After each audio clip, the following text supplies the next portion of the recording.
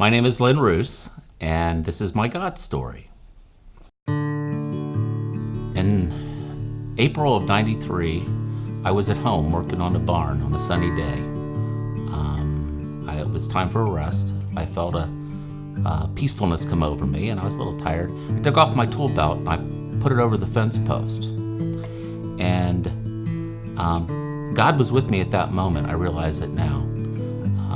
My story of how I came to God is not like a lot of the ones I've heard in the past of people who had a tragedy or a loss and realized how much they needed God in their lives. I was at a place at that time where the stuff that a lot of people would say make happiness or look to for happiness, I thought it was there, and it seemed like it. I had, a healthy family. I had career, education, a house in the country.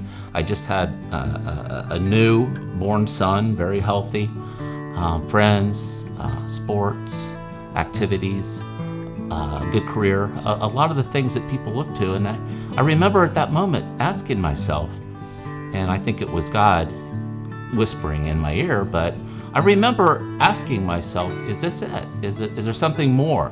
Is there something better? Is there something more important planned for me? I sat there for a while in the sunshine, reflecting on that. And it came to me that friends, trusted friends and good friends, had invited me to church recently. Terry and Stan and others had invited me to church. Now, when I was a child, we attended United Methodist Church in Hilliard. I was brought up Methodist, and I have no idea what that means. I don't. But I thought to myself, I feel God, and I think incorrectly at the time, I need to go to church to get closer to God. Now, I know it helped, but I don't think that was at all the case, but it helped. And that's how I ended up at Northwest Chapel. It was close to my house. I knew some people there, at least some people who had invited me, and that's how I ended up here. Some years later, that are somewhat of a blur now, but I decided that I needed to and I wanted to share the love of Christ publicly.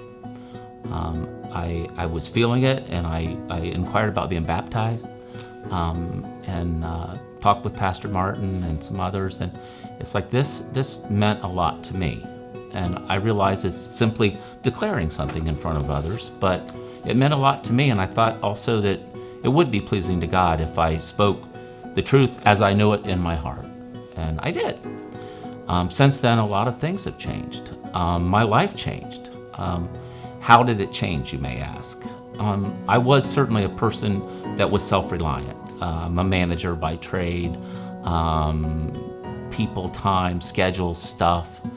And I realized also that God had a better plan for me than mine, always. And I didn't realize it as much then as I do today, and I'm sure that tomorrow I'll realize it that much more.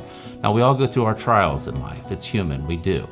But I find that when I'm discouraged, disappointed, tired sometimes, not knowing what to do next, I find that it's usually because there's too much Lynn in the way and I haven't taken it to him.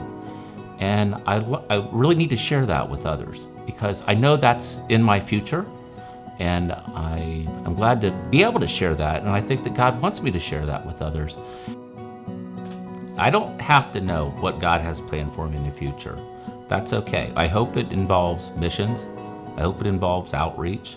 But what I do know is it involves His love.